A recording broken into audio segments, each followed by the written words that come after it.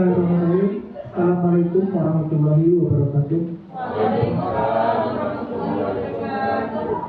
Alhamdulillahirabbil alamin. Wassalatu wassalamu ala asrofil anbiya'i wal mursalin wa ala alihi wa sahbihi ajmain. Asyhadu an la ilaha illallah wa asyhadu anna Muhammadar Rasulullah. Amma ba'du.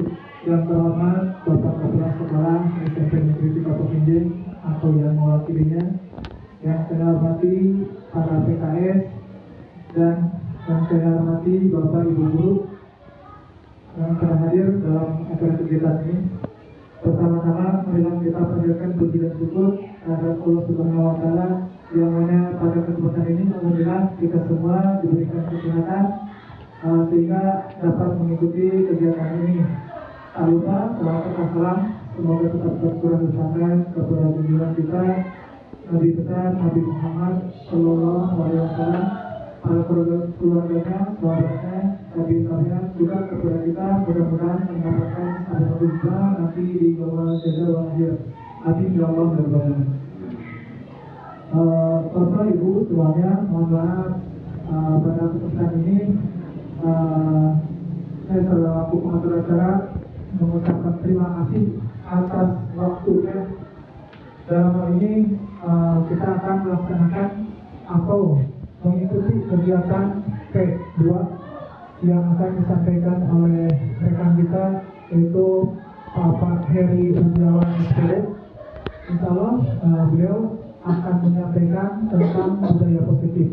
Adapun yang akan disampaikannya mudah-mudahan khususnya bagi kita menjadikan penambahan wawasan, juga dapat menjadi motivasi kepada kita semua, juga mungkin kepada rekan-rekan atau guru-guru yang sama seperti Pak Heri yang tentunya sudah lebih dulu ini bisa dijadikan sebagai intinya itu kita sering atau saling mendukung.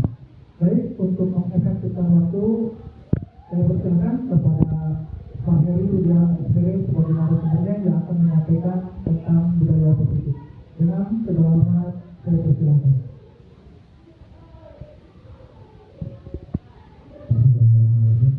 Assalamualaikum warahmatullahi wabarakatuh. Waalaikumsalam warahmatullahi wabarakatuh. Terima kasih kepada Pak Asep sebagai PKS mewakili Pak Kepala untuk hadir di acara ini, dan terima kasih juga kepada rekan-rekan guru yang sudi meluangkan waktunya untuk acara hari ini. Oke. Sebelumnya izinkan saya di sini untuk sharing, kita sharing pengalaman, kita berdiskusi tentang budaya positif. Saya izin berdiri Pak Bu ya. Jadi ini di acara kali ini saya untuk pemenuhan aksi nyata modul 1.4, maka saya diharuskan untuk definisi tentang budaya positif. Nah, dalam definisi ini titik poinnya adalah menyebarkan pemahaman dan penerapan budaya positif. Sebelum kita masuk ke materi apa itu budaya positif, di sini ada beberapa pertanyaan pemantik untuk kita semua. Mudah-mudahan ini semua bisa menjadi bahan renungan untuk kita sebagai guru, sebagai tenaga pengajar dan pendidik. Di sini ada 4 pertanyaan. Yang pertama, apakah Bapak Ibu setuju bila yang pertama pemberian hukuman dapat mendisiplinkan siswa? Yang kedua, pemberian hadiah meningkatkan prestasi siswa. Yang ketiga, guru harus mampu memberikan solusi untuk setiap siswa yang bermasalah. Atau yang keempat, guru berperan sebagai teman bagi siswa. Nah, kita sudah mulai masuk ke materi yang akan kita bahas hari ini. Apa itu budaya positif? Pak Bu, jadi budaya positif itu merupakan perwujudan dari nilai-nilai atau keyakinan universal yang diterapkan di sekolah. Budaya positif di sekolah ialah nilai-nilai, keyakinan-keyakinan, dan kebiasaan-kebiasaan di sekolah yang berpihak pada murid. Di sini ditekankan berpihak pada murid, agar murid dapat berkembang menjadi pribadi yang kritis, penuh hormat, dan bertanggung jawab. Itu tujuan akhirnya. Budaya positif sangatlah penting untuk mengembangkan anak-anak yang memiliki karakter yang kuat sesuai profil pelajar Pancasila. Apa aja itu profil pelajar Pancasila? Pancasila itu yang ini. Nah, profil pelajar Pancasila ada beberapa elemen. Yang pertama, beriman, bertakwa kepada Tuhan yang Maha Esa serta berakhlak mulia. Yang kedua, ada mandiri. Ketiga, bernalar kritis. Keempat, kreatif. Dan kelima, bergotong royong. Dan keenam, berkebinekaan global. Ada 7 konsep budaya positif. Jadi ada 7 konsep budaya positif. Yang pertama, perubahan paradigma belajar. Yang kedua, disiplin positif. Yang ketiga, motivasi perilaku manusia. Yang keempat, kebutuhan dasar manusia. Yang kelima, posisi kontrol restitusi. Yang keenam, keyakinan kelas. Dan yang terakhir adalah segitiga restitusi. Nah, dari ketujuh budaya positif ini, maka kita coba praktekkan. Di sini ada sebuah studi kasus. Ini adalah gambaran ketika kita mencoba menerapkan budaya positif atau disiplin terhadap anak. Bapak Ibu bisa mengepalkan tangan seperti ini, ya, kepalkan tangan seperti ini. Bapak dan Ibu, di sini ada kegiatan cobalah buka judulnya. Jadi tugas saya adalah membujuk, merayu, memaksa, menggelitik bagaimana supaya Bapak Ibu mau membuka kepala tangan ini. Anggap bahwa Bapak dan Ibu dalam kepala tangan ini ada sesuatu hal yang sangat berharga yang patut dipertahankan dengan sekuat tenaga. Nah, saya di sini bertugasnya adalah bagaimana membujuk Bapak dan Ibu supaya mau membuka kepala tangan ini, yang dimana hal itu dianggap oleh Bapak dan Ibu adalah ada sesuatu yang berharga yang perlu dipertahankan, gitu, perlu diperjuangkan. Nah, selanjutnya, hal tersebut juga sama Pak Bu ketika kita memperlakukan terhadap anak atau siswa. Jadi anak beranggapan bahwa ada hal yang perlu mereka pertahankan dalam dirinya, dan kita mencoba untuk membuka supaya anak itu mau terbuka dan mau menerima apa yang kita sarankan atau kita berikan pelajaran. Yang pertama adalah perubahan paradigma belajar. Keberhasilan menerapkan budaya positif diawali dengan adanya perubahan paradigma tentang teori kontrol. Karena pada akhirnya ini akan ada penerapan disiplin. Penerapan disiplin itu erat kaitannya dengan teori kontrol. Nah, selama ini kita sebagai guru merasa berkewajiban mengontrol perilaku murid agar memiliki perilaku sesuai yang kita harapkan. Benar gak, Bu? Pak, benar gak ya? Nah, ini paradigma yang kita anggap hari ini. Nah, judulnya adalah perubahan paradigma dalam belajar. Yang selanjutnya, miskonsepsi teori kontrol dari Dr. William Glasser. Ada miskonsepsi tentang penerapan teori kontrol ini. Yang pertama, ilusi guru mengontrol murid. Pada dasarnya, kita tidak dapat memaksa murid untuk berbuat sesuatu jika murid tersebut memilih untuk tidak melakukannya. Seperti yang tadi, Bapak Ibu pengen dirinya menggenggam sesuatu yang berharga. Ketika saya dibujuk, kalau murid itu tidak mau membuka, ya kita mau bisa kontrol sampai kapanpun, oke. Ya. Teori kontrol menyatakan bahwa semua perilaku memiliki tujuan, baik itu anu bangor, baik itu anu makan di warung darmaji, baik itu anu gimana. Pada dasarnya disukai. Yang kedua, ilusi bahwa kritik dapat membuat orang merasa bersalah, dapat menguatkan karakter. Nah, ini juga sama miskonsepsi. Menggunakan kritik dan membuat orang merasa bersalah menuju pada identitas gagal. Jadi pada akhirnya anak akan gagal kalau kita selalu mengedepankan kritik dan membuat anak merasa bersalah. Yang ketiga, ilusi bahwa semua penguatan positif efektif dan bermanfaat. Poin pertama, penguatan positif atau bujukan adalah bentuk-bentuk kontrol. Segala usaha untuk mempengaruhi murid untuk mengulangi sesuatu perilaku tertentu adalah suatu usaha untuk mengontrol murid tersebut. Dalam jangka waktu tertentu, kemungkinan murid tersebut akan menyadarinya dan mencoba untuk menolak bujukan kita. Atau bisa jadi murid tersebut menjadi bergantung pada pendapat sang guru. Kadang-kadang kita untuk mengontrol murid itu dengan bujukan, dengan rayuan, dengan hadiah dan sebagainya. Untuk jangka pendek itu akan berhasil, tapi untuk jangka panjang mungkin anak itu akan menyadari dan itu akan menolak terhadap kontrol yang kita berikan.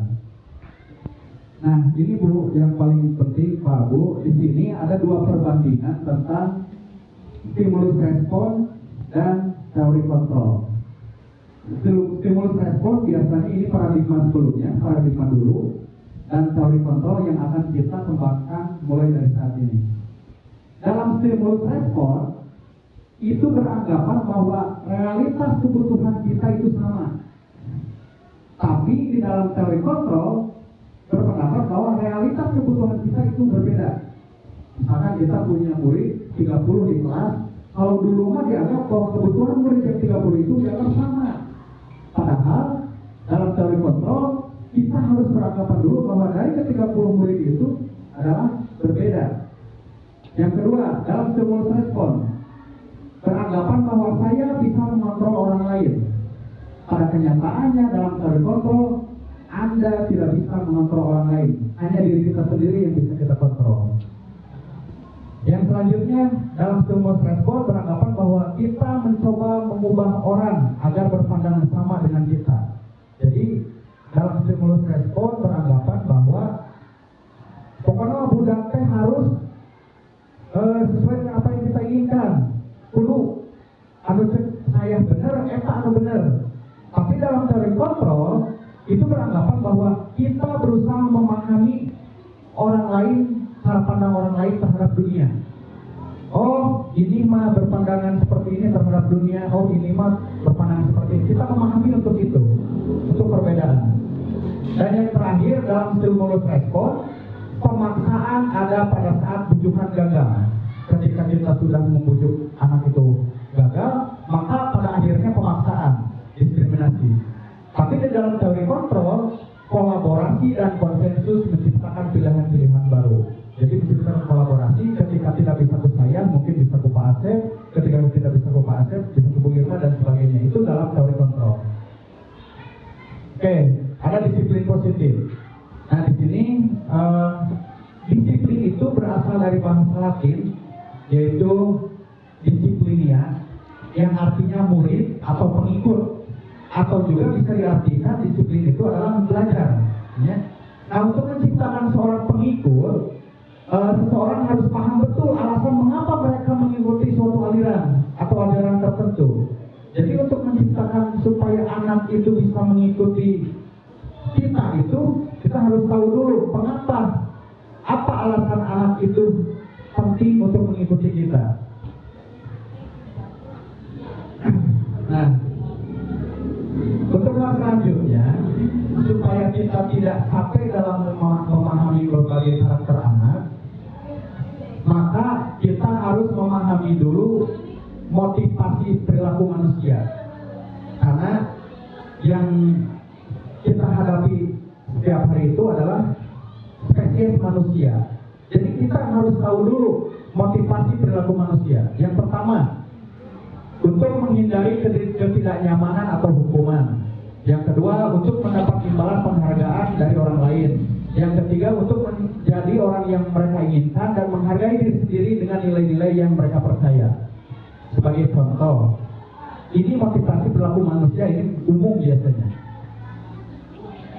ada yang ikut rapat itu karena misalkan takut sama kepala sekolah, takut dihukum. Yang kedua, ada tipe orang yang mau ikut rapatnya karena ada uang amplopnya. Dan yang ketiga, ada tipe orang yang memang melakukan rapatnya memang dia ingin menghargai diri sendiri dan ingin menjadi diri kita sendiri. Gitu. Oke, motivasi internal dan motivasi eksternal. Dan ada beberapa konsep disiplin dengan identitas gagal. Dalam proses penerapan disiplin, ada yang pada akhirnya menciptakan identitas gagal dan ada yang akhirnya menciptakan identitas berhasil. Yang pertama, hukuman.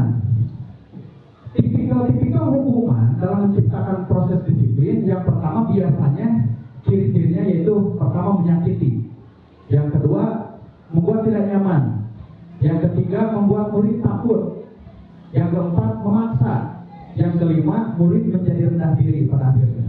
Itu tipikal hukuman. Yang kedua, ada tipikal guru atau controller yang menerapkan sistem penghargaan. Ciri-cirinya gimana? Yang pertama, tipikal penghargaan ini tidak efektif karena akan menimbulkan ketergantungan. Kamu mau diburuhan, kamu mau dipuji, anak yang mau melakukan, kalau tidak aman, ngebelelan ketika itu ada. Yang kedua, tipikal penghargaan yaitu merusak hubungan. Yang ketiga, menghentikan kreativitas anak. Yang keempat, merusak hak menghargai dirinya sendiri.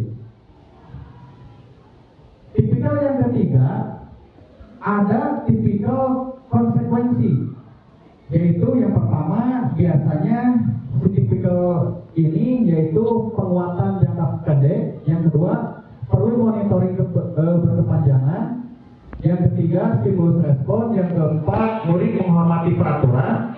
Kalau dalam konsekuensi mah murid lebih cenderung menghargai terhadap peraturan. Yang kelima, kehilangan waktu untuk merenungi kesalahan. Kenapa? Karena anak digiring hanya untuk sebuah konsekuensi atas apa yang mereka lakukan. Kamu terlambat, pokoknya selama 10 menit, kamu nanti pasti istirahat, kurang istirahat 10 menit gantian. Konsekuensi. Dan yang terakhir, ada tipikal restitusi. Jadi tipikal restitusi ini, murid bertanggung jawab atas perilakunya. Jadi tidak hanya mencari masalah, tapi mencari penyelesaian atas masalah tersebut. Yang kedua, fokus pada pemecahan masalah jangka panjang. Yang ketiga, murid menghormati dirinya dan orang lain. Dan yang keempat, itu menggunakan teori kontrol. Oke Pak Bu, di sini ada beberapa pilihan dan kita bisa renungi bersama. Ada di posisi mana kita hari ini? Ada posisi A.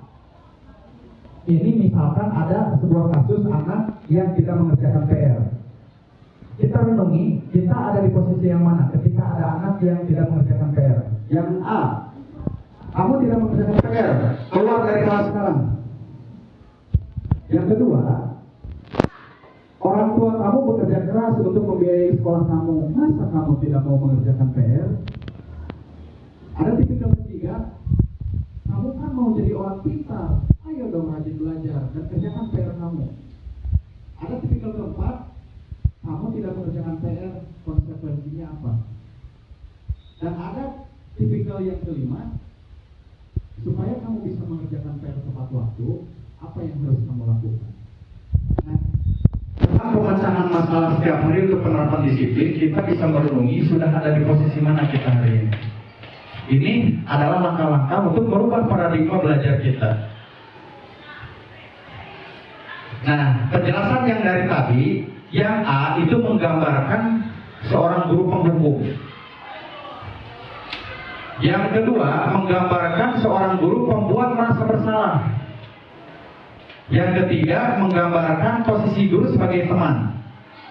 Yang keempat, menggambarkan posisi guru sebagai pemantau. Dan yang kelima, posisi guru sebagai manajer. Nah, itulah penjelasan tentang posisi guru sebagai controller. Di sini ada dua motivasi, yaitu motivasi intrinsik dan motivasi ekstrinsik. Kalau motivasi ekstrinsik itu berlaku kontrol negatif dan berlaku kontrol positif. Kalau kontrol motivasi intrinsik itu kontrol ada dalam diri sendiri. Selanjutnya, posisi kontrol restitusi. Dan Dosen. Yang pertama ada posisi penghukum. Cik kita sebagai guru sudah dari posisi mana terhadap murid kita. Yang kedua, ada seorang guru atau memang untuk menerapkan disiplin memelas sehingga membuat anak itu merasa bersalah, gitunya. Dan yang ketiga, posisinya sebagai teman. Ada guru yang memposisikan diri sebagai teman bagi mereka. Yang keempat, pemantau. Dan kelima, manajer. Penghukum, ciri-ciri penghukum. Seseorang penghukum biasanya menggunakan hukuman fisik maupun verbal. Orang-orang yang menjalankan posisi penghukum senantiasa mengatakan bahwa sekolah memerlukan sistem atau alat yang dapat lebih menekan murid-murid lebih dalam lagi. Hasil dari posisi penghukum, murid akan cenderung marah dan pendendam. Yang kedua, pembuat merasa bersalah. Pada posisi ini biasanya guru akan bersuara lebih lembut. Membuat merasa bersalah akan menggunakan keheningan yang membuat orang lain merasa tidak nyaman, bersalah dan rendah diri pada akhirnya. Hasil dari anak itu, anak akan merasa dirinya gagal karena anak akan merasa dirinya menjadi penyebab kesedihan orang lain, penyebab terjadinya sesuatu orang lain. Yang ketiga, ada posisi sebagai teman. Guru pada posisi ini tidak menyakiti murid, namun akan tetap berupaya mengontrol murid melalui persuasi. Pada akhirnya akan dihasilkan sifat ketergantungan pada anak. Yang keempat, sebagai pemantau. Posisi pemantau berdasarkan peraturan-peraturan dan konsekuensi. Dengan menggunakan sanksi atau konsekuensi, kita dapat memisahkan hubungan pribadi kita dengan murid. Sebagai seorang yang menjalankan posisi pemantau, hasilnya anak akan tidak nyaman karena merasa diawasi dan dipantau. Sebagai manajer, nah dalam posisi manajer inilah seorang guru diharapkan. Manajer adalah posisi di mana guru berbuat sesuatu bersama-sama dengan murid, mempersilahkan murid mempertanggungjawabkan perilakunya, mendukung murid agar menemukan solusi atas permasalahan dirinya. Hasil yang akan didapat, murid akan menjadi mandiri dan tanggung jawab. Kita simak, ini ada contoh posisi penghukum. Kita putar videonya.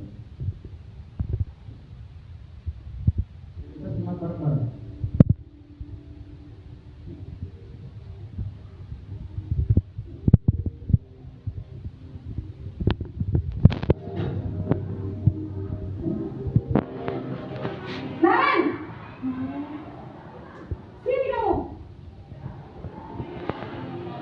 Selamat pagi, Bu. Selalu terlambat. Kamu deh, pasti terlambat. Maaf, Bu. Saya... Apa? Apa coba? Alasan kamu apa lagi? Kapan sih kamu tidak terlambat? Malas sekali ya kamu jadi anak. Saya... Dasar pemalas. Gak kapok-kapok sih kamu. Sudah berapa kali terlambat? Sana, kamu keliling lapangan basket 2 kali. Kenapa saya harus keliling lapangan basket, Bu? Kenapa? Kamu melawan ibu. Berani-beraninya jawab. Sudah terlambat, masih berani jawab pula. Sekarang, keliling lapangan basket 5 kali sekalian. Biar kapok. Cepat. Pergi sana ke lapangan basket. Nah, Pak Bu, ini sebagai gambaran guru sebagai penghukum. Pada akhirnya, solusi yang dihasilkan adalah identitas gagal pada anak. Yang kedua, contoh posisi pembuat merasa bersalah. Kita putar lagi videonya.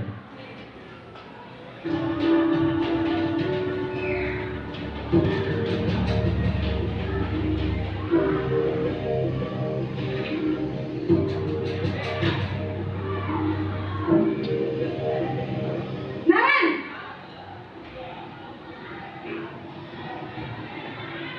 Selamat pagi, Bu. Naren, kamu kenapa terlambat lagi, nak? Ya Tuhan, Naren, kamu senang ya bikin ibu susah ya? Kalau kamu terlambat lagi, nanti ibu yang ditegur bapak kepala sekolah, nak. Disangka ibu tidak bisa membina kamu. Duh, gimana ini? Maaf, Bu. Duh, Gusti Naren, kamu suka ya kalau ibu ditegur bapak kepala sekolah? Terus, sekarang ibu harus tulis apa yang di buku absen? Ini kamu sudah sering terlambat loh. Ibu harus apa coba? Maaf, Bu. Maaf sekali. Ya sudah, lain kali jangan bikin ibu susah lagi ya, nak ya. Ibu tidak akan kuat lagi kalau kamu gini terus. Bisa jantungan kalau ibu ditegur bapak kepala sekolah. Sana cepat ke kelas. Maaf ya, Bu. Maaf sekali.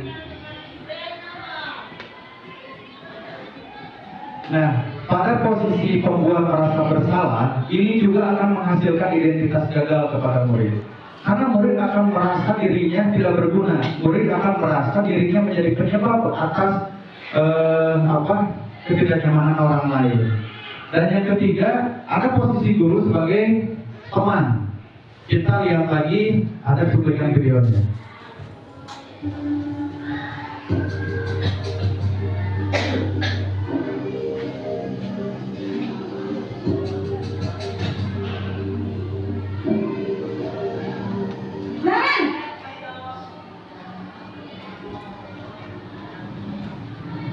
Selamat pagi, Bu. Wah, sudah jam berapa ini, nak? Terlambat lagi ya, sayang. Iya, Bu.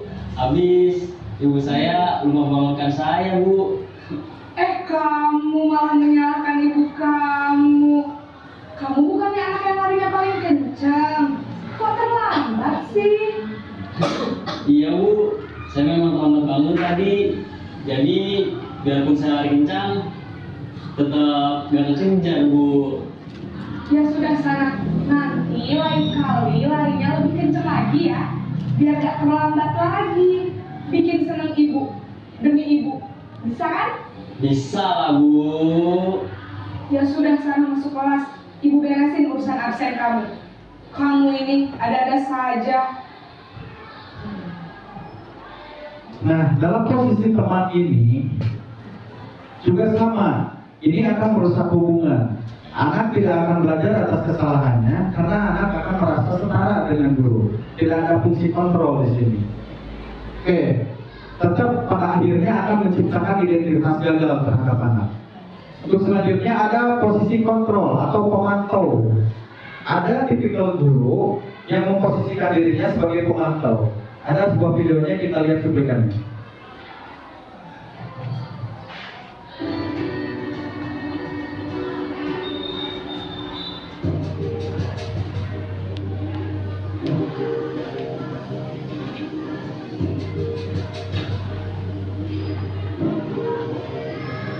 Naren!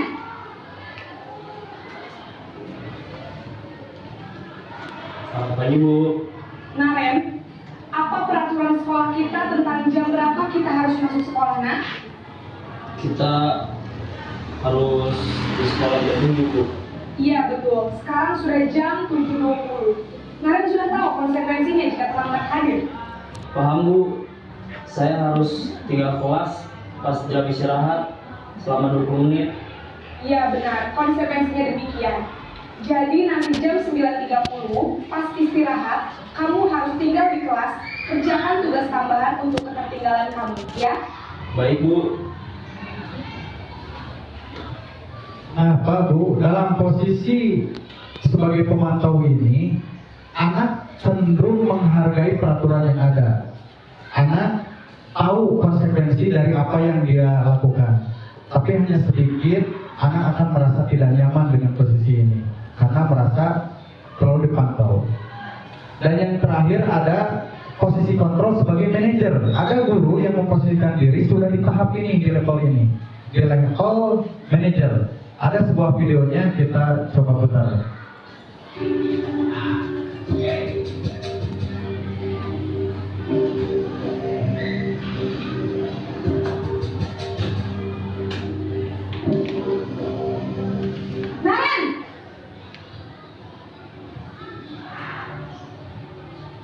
Selamat pagi, Bu. Selamat pagi, Naren. Maaf, Bu. Saya terlambat. Iya, sekolah masuknya jam 7, sekarang sudah jam 7.20. Jadi sekarang bagaimana ini, Naren? Maaf, Bu. Saya lupa setel alarm saya semalam. Baiklah, menurut kamu, keyakinan sekolah yang mana yang perlu kamu tingkatkan? Menghargai diri sendiri dan orang lain mungkin ya, Bu. Setuju. Jadi, apakah Naren meyakini prinsip saling menghormati tersebut? Iya, Bu. Saya meyakininya. Apakah Naren bersedia memperbaiki masalah keterlambatan ini? Bersedia, Bu. Bagaimana kamu akan memperbaiki masalah keterlambatan ini? Saya akan coba untuk tidak lupa menyetel alarm saya, Bu. Baik, kalau Naren lupa menyetel alarm di rumah, ada orang yang kira-kira bisa bantu mengingatkan tidak? Ada, Bu. Kakak saya, Kak Emma. Ada lagi selain Kak Emma?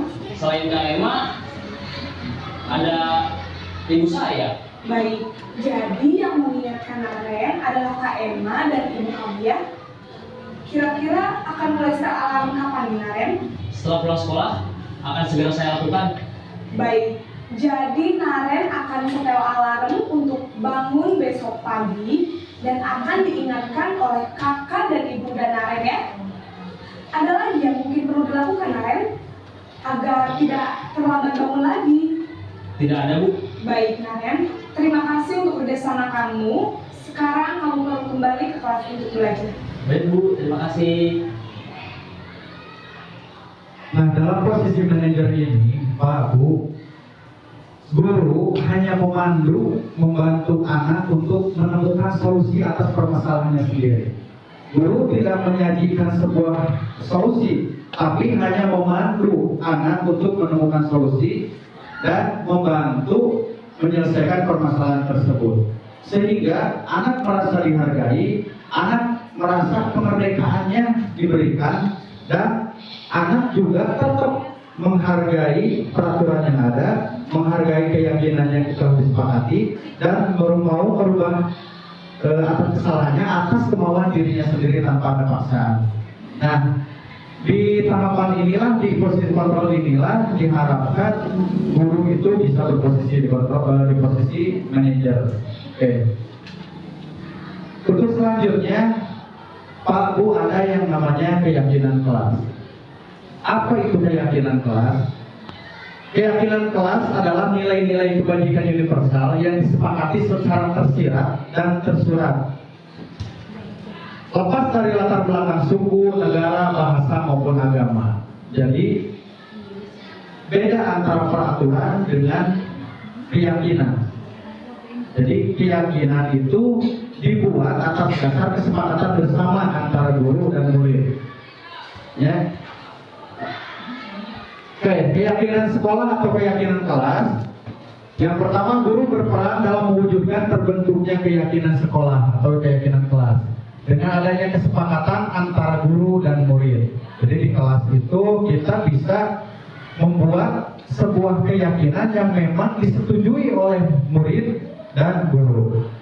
Yang kedua, keyakinan sekolah atau kelas berupa pernyataan universal yang mudah diingat, dipahami, dan harus diterapkan dalam lingkungan sekolah. Yang ketiga, keyakinan sekolah atau keyakinan kelas merupakan arah tujuan sebuah kelas atau sekolah. Jadi dengan adanya keyakinan kelas itu menjadi sebuah arah tujuan untuk disepakati bersama dan ditunaikan bersama, atau permasalahan di dalam sebuah sekolah.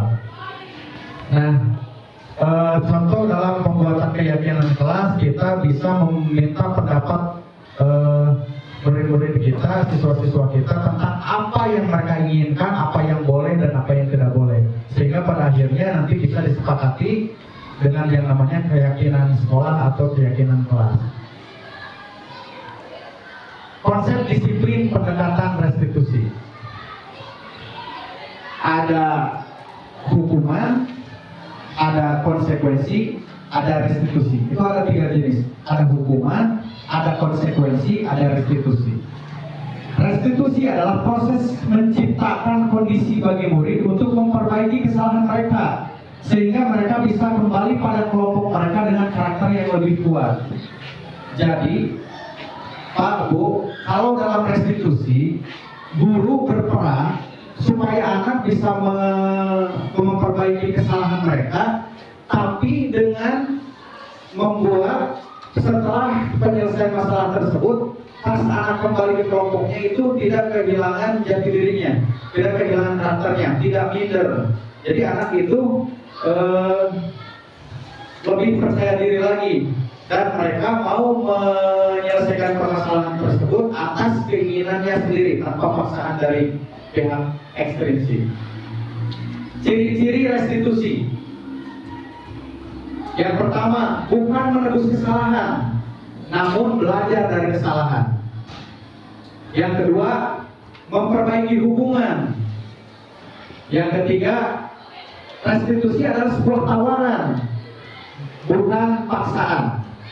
Yang keempat, restitusi mencari kebutuhan dasar yang mendasari tindakan. Jadi dalam restitusi itu bukan terfokus kepada masalah, tapi mencari kebutuhan dasar apa sehingga si anak tersebut melakukan ini. Yang kelima, fokus menyelesaikan masalah bukan pada masalah dalam restitusi. Ya. Nah, perbedaan hukuman, konsekuensi, dan restitusi kita bisa menjadi bahan renungan bersama dalam menangani anak di setiap hari.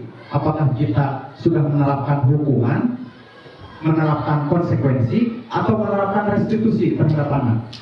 Tipikal-tipikal hukuman. Yang pertama, bersifat tidak terencana. Langsung begitu saja, langsung memberikan tindakan atas sebuah kesalahan. Yang kedua, hukuman biasanya guru menghukum siswa yang terlambat ke sekolah dengan cara hormat bendera 10 menit. Misalkan anak itu kesalahannya terlambat 10 menit, tapi anu dikasih teh karena hormat bendera. Itu ternyambung, karena kesalahan anak adalah keterlambatan, ari punishmentnya hormat bendera. Itu tipikal hukuman. Yang ketiga, guru marah dan murid menjadi takut. Jadi bukan dihormati. Adapun disiplin itu karena takut. Yang kedua, yaitu tipikal konsekuensi. Dalam ciri-ciri konsekuensi, yang pertama, biasanya konsekuensi itu sudah terencana dan telah disepakati bersama. Oke, kita sepakat kalau terlambat 10 menit. Kalau ada yang terlambat 10 menit, berarti konsekuensinya jam istirahat dikurangi 10 menit. Sehingga balance antara kesalahan dengan punishment. Itu konsekuensi. Dan biasanya sudah terencana dan disepakati oleh semua pihak. Yang kedua, guru memberikan konsekuensi untuk mengerjakan PR yang tidak dikerjakan pada saat istirahat. Ini nyambung. Jadi kalau tidak mengerjakan PR, berarti punishmentnya adalah anak harus mengerjakan PR di jam istirahat, gitu ya. Yang ketiga, guru tegas dan siswa menghormati peraturan. Dan yang terakhir, anak memang tidak nyaman dengan konsekuensi ini. Ada tipikal yang ketiga dalam penerapan disiplin, yaitu restitusi. Dalam restitusi, yang pertama menciptakan kondisi bagi murid untuk memperbaiki kesalahan mereka. Jadi tidak berfokus terhadap kesalahan anak, tapi berfokus pada bagaimana cara anak memperbaiki kesalahan mereka. Yang kedua, guru menanyakan keyakinan kelas atau keyakinan dirinya dan membantu siswa menyelesaikannya. Dan yang ketiga, guru terbuka dan siswa menghormati dirinya dan orang lain. Itu dampak dari restitusi. Nah, kita harus memahami, kita harus meyakini dulu bahwa setiap tindakan itu ada alasan. Setiap tindakan siswa itu hanya semata-mata untuk memenuhi kebutuhan dasarnya. Jadi perubahan paradigma belajar ini harus dimulai dulu bahwa setiap manusia mempunyai kebutuhan dasar. Dan setiap tindakan yang dimunculkan oleh siswa hanya semata-mata untuk memenuhi kebutuhan dasarnya. Apa saja lima kebutuhan dasar manusia? Yang pertama, kebutuhan bertahan hidup. ketika jam pelajaran kita ada anak yang keluar dan ke kantin membeli jajanan. Pada dasarnya anak sedang berusaha memenuhi kebutuhan dasar mereka, yaitu kebutuhan dasar bertahan hidup. Yang kedua, kasih sayang dan rasa diterima. Yang ketiga, penguasaan atau kebutuhan pengakuan atas kemampuan dirinya. Kadang-kadang manusia atau muridnya butuh pengakuan atas kemampuan dirinya walaupun sekecil apapun. Yang keempat, kebebasan, kebutuhan akan pilihan. Ketika kita misalkan dikelompokkan kudu kieu, suka ada anak yang tidak mau. Ketika tidak mau, pada dasarnya anak sedang memenuhi kebutuhan atas kebebasan atas pilihan dia sendiri. Dan yang kelima, kebutuhan kesenangan, kebebasan untuk merasa senang. Ketika misalkan ada anak sedang belajar, terus dia malah memilih bermain atau melempar-lempar kertas atau bola, pada dasarnya anak tersebut sedang berusaha memenuhi kebutuhan dasar, yaitu kebutuhan kesenangan. Nah, penjelasannya, kebutuhan bertahan hidup. Kebutuhan bertahan hidup bersifat fisiologis. Untuk bertahan hidup misalnya kesehatan, rumah, makanan. Ya, contoh penyimpangannya misalnya darmaji. Nah, perilaku darmaji ini pada dasarnya, perilaku menyimpang ini pada dasarnya itu adalah sebuah proses untuk pemenuhan kebutuhan bertahan hidup. Yang kedua, kasih sayang dan rasa diterima.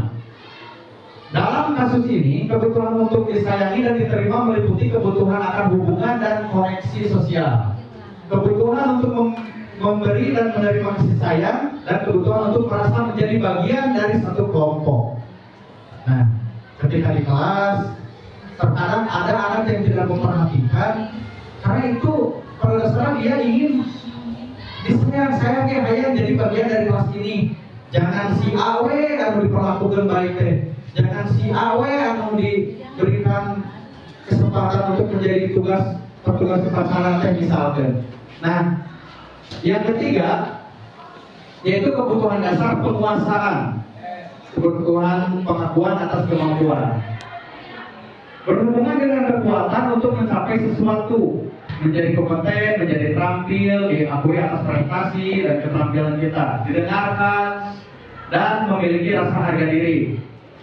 Jadi pada penguasaan ini mah ada kebutuhan manusia teh hayang disuperioritaskeun.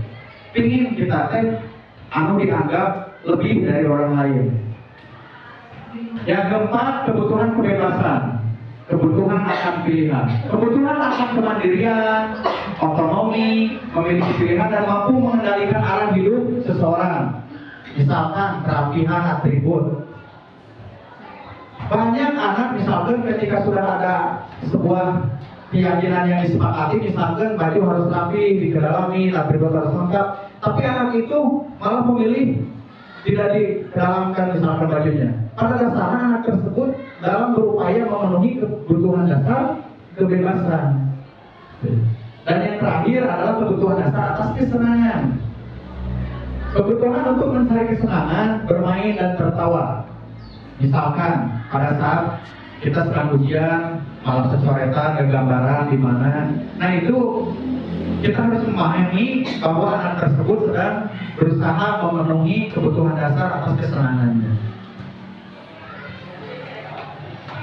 Segitiga restitusi. Jadi tadi kita sudah mengenal apa itu restitusi, dan ini ada sebuah konsep segitiga restitusi.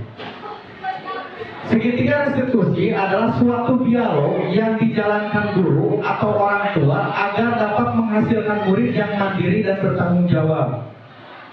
Segitiga restitusi adalah sebuah cara untuk menghasilkan anak atau murid yang mandiri dan pada akhirnya bertanggung jawab atas kesalahannya.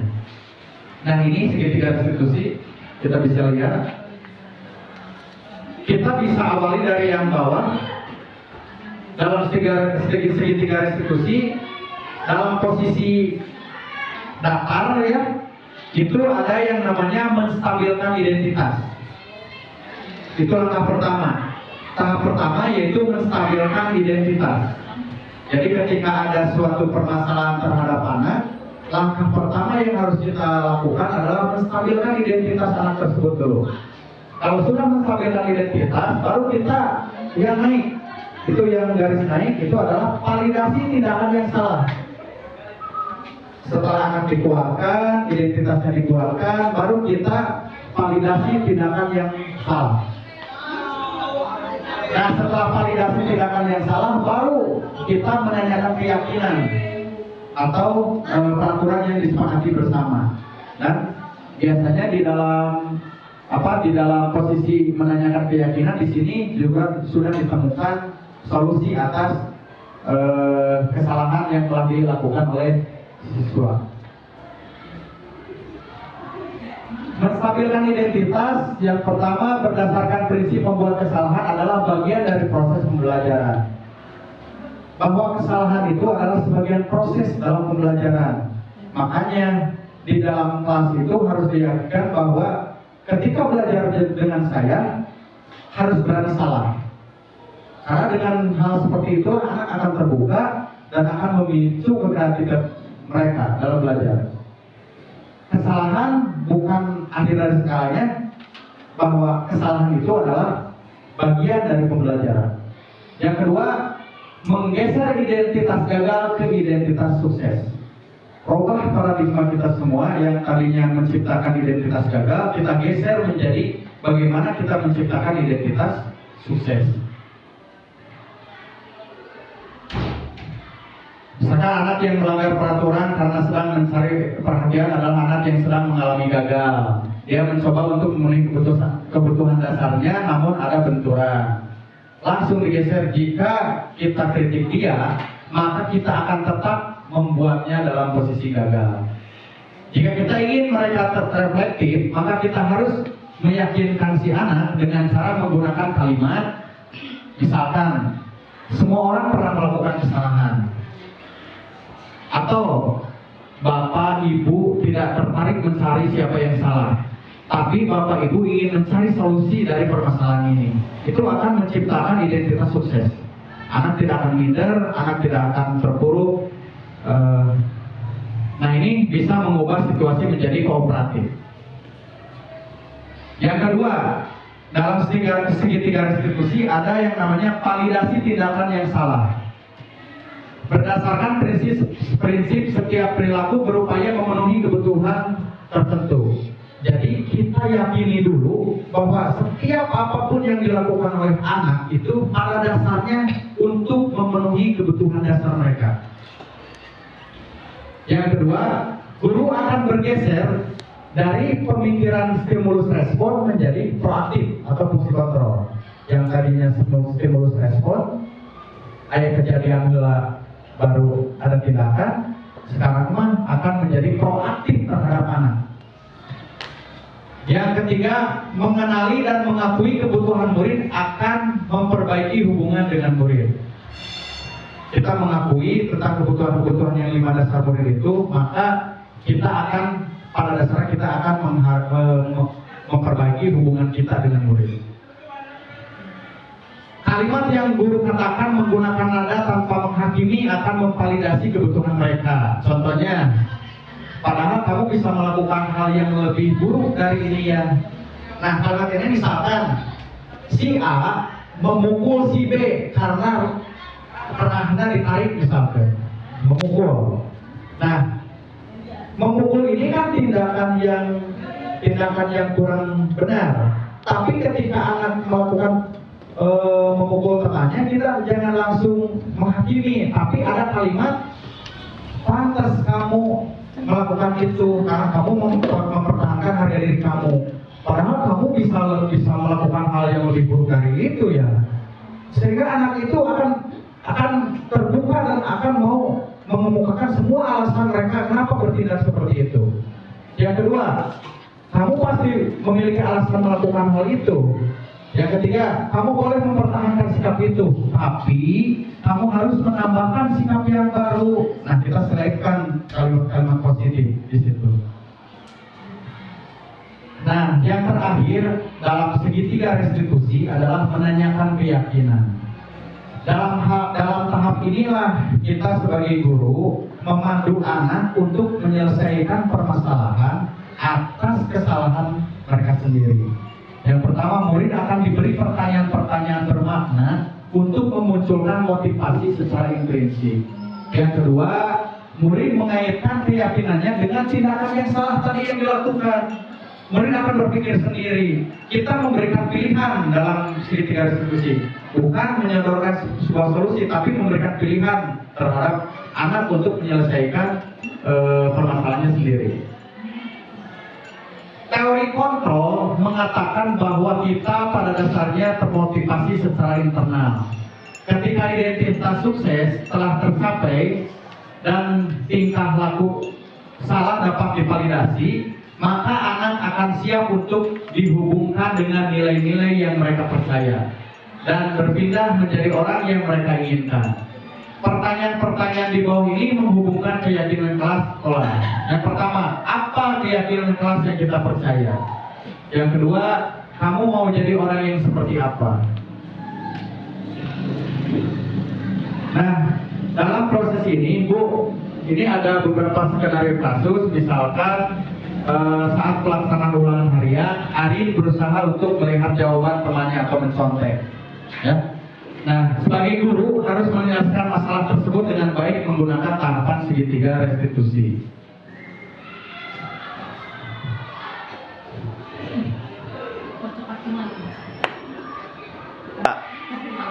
Baik Pak, Bu, di sini sudah disajikan ada dua kasus. Kasus pertama, saat pelaksanaan ulangan harian, Arif berusaha untuk melihat jawaban temannya atau mencontek. Sebagai guru, harus menyelesaikan masalah tersebut dengan baik menggunakan tahapan segitiga restitusi. Kasus kedua, Riyadi adalah siswa yang sering datang terlambat ke sekolah. Dia selalu tergesa-gesa yang menyebabkan Riyadi tidak tepat waktu. Sebagai guru harus menyelesaikan masalah tersebut dengan baik menggunakan tahapan segitiga restitusi. Oke Bu, untuk mencobanya kita coba berdiskusi dan mempraktekannya tentang dua kasus ini. Oke, sebelah sini kita membahas tentang kasus pertama, yaitu tentang Ain. Dan sebelah sini kita berusaha berdiskusi tentang kasus yang kedua, yaitu tentang Riyadi. Oke? Ayo kita berdiskusi tentang dua kasus ini.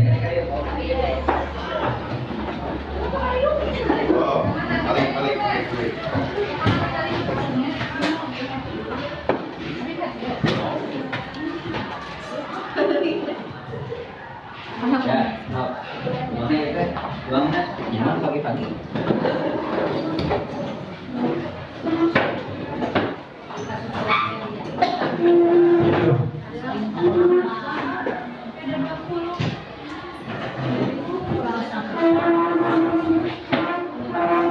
Ya itu jadi gitu. Makanya di dia tuh. Memakai yang segitiga restitusi yang ini Bu. Nah, yang ini kita coba menyelesaikan kasus-kasus yang tadi menggunakan segitiga restitusi ini. Yang tahap pertama itu yang garis bawah yang datar itu adalah menstabilkan identitas. Setelah menstabilkan identitas, kita naik ke garis yang ke atas, yaitu validasi tindakan yang salah. Dan pada akhirnya kita akan menanyakan keyakinan kelas atau keyakinan sekolah yang telah disepakati dengan siswa. Nah, penjelasannya ini. Iya, menstabilkan identitas dulu. Ini. Arin teh mencontek Bu di kelas itu kan perbuatan yang kurang baik ya. Nah, untuk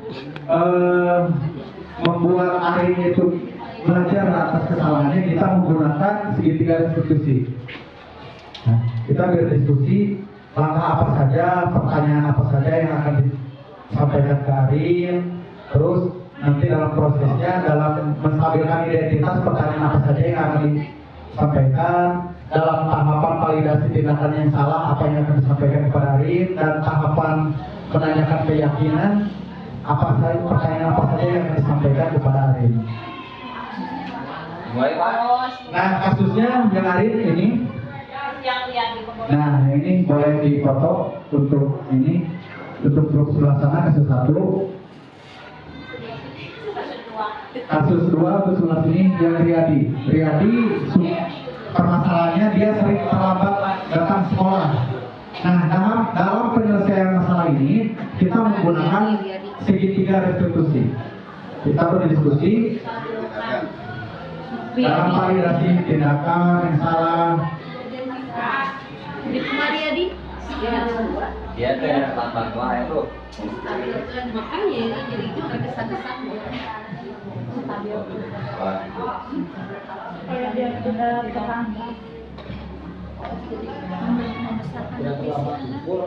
Berarti kan dalam segitiga restitusi kita hanya membimbing.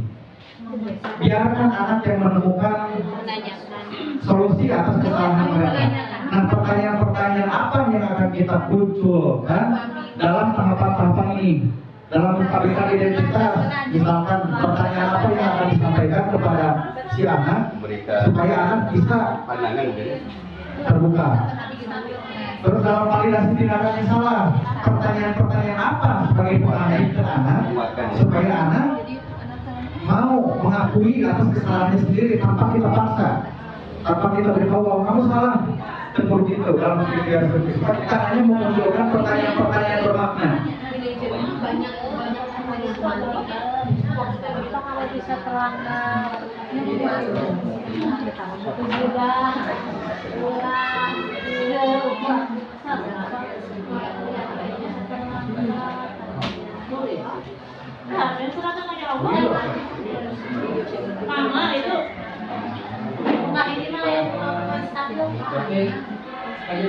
Yang pertama mah daftar dulu garis bawah, yaitu menstabilkan identitas.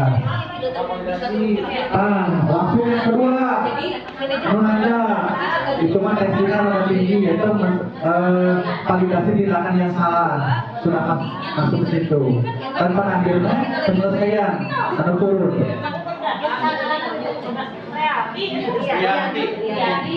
Riyadi, yang kedua itu Riyadi.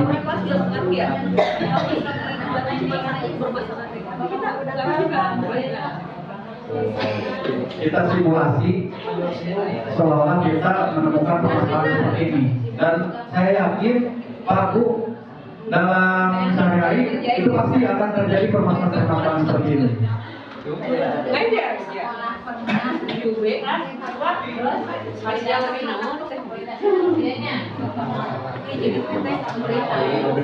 Pak, kita lagi diskusi, jadi manajer memang paling atas ya, tapi kadang kondisi tertentu kita harus juga yang lain. Yang manajer itu kalau ada operasional untuk ngerti dasarnya, yang berbeda. Lagi perempuan itu contohnya perempuan tahu kenapa contohnya perempuan harusnya ada guru laki-laki yang berbeda. Tidak hanya murid yang juga belajar visual, guru juga sama punya karakter. Yang kedua, masalah mudi guru juga pasti kedua kayak gitu lah. Kalau lagi psikologisnya bagus, mudi pasti memberikan pertanyaan romantik yang banyak kepada anak. Kalau kamu kebanyakan kan dan emosional juga, jadi buat anak berpikir dan bertindak dengan baik. Dan validasi seperti itu, faktor eksternal yang kadang-kadang bikin manajer itu makanya dalam fungsi kontrol ini ada motivasi ekstrinsik dan motivasi intrinsik ini, motivasi kontrol diri. Nah, itu yang disebut tadi, yang dari diri mood yang kurang bagus, keluhan. Ya, itu tuh mampu tidak mengontrol diri. Laki-laki kita ada maksudnya ketika diminta istri gaya terus kan jadi nggak mesti salah bisa dianggap dan sebenarnya kayak terlihat di sini namun dia belum kan juga bener alasan kan itu juga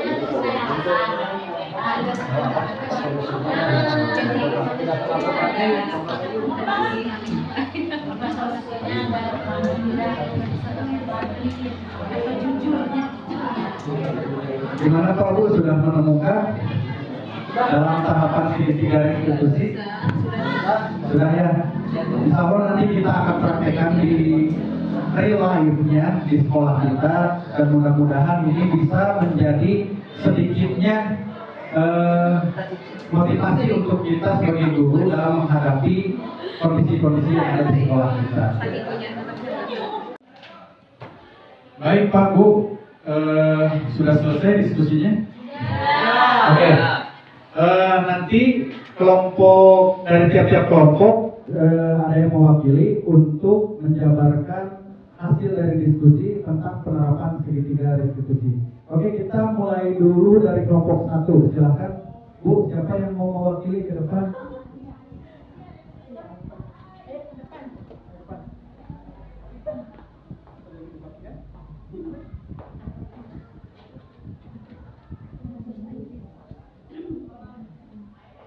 Assalamualaikum warahmatullahi wabarakatuh. Saya perwakilan dari kelompok 1 akan mempresentasikan kasus yang pertama, tadi kasus yang Aidin, ya, yang kasusnya itu mencontek menggunakan segitiga restitusi. Jadi yang pertama itu menstabilkan identitas. Caranya itu dengan menguatkan Aidin bahwa hal tersebut merupakan tindakan yang wajar karena setiap orang pernah melakukan kesalahan. Bahkan Bapak Ibu guru juga pernah melakukan hal tersebut. Dan yang kedua, validasi tindakan, yaitu dengan menanyakan alasan kenapa Airin melakukan hal tersebut atau mencontek tersebut, kenapa alasannya. Dan yang ketiga, menanyakan tindakan, yaitu dengan menanyakan kepada Airin kesepakatan kelas yang mana yang telah dilanggar oleh Airin. Sekian, terima kasih. Assalamualaikum warahmatullahi wabarakatuh. Mantap sekali Bu, itu tindakan-tindakan dari segitiga restitusi dalam upaya menyelesaikan suatu permasalahan dengan menggunakan segitiga restitusi. Oke, terima kasih kepada kelompok 1 yang telah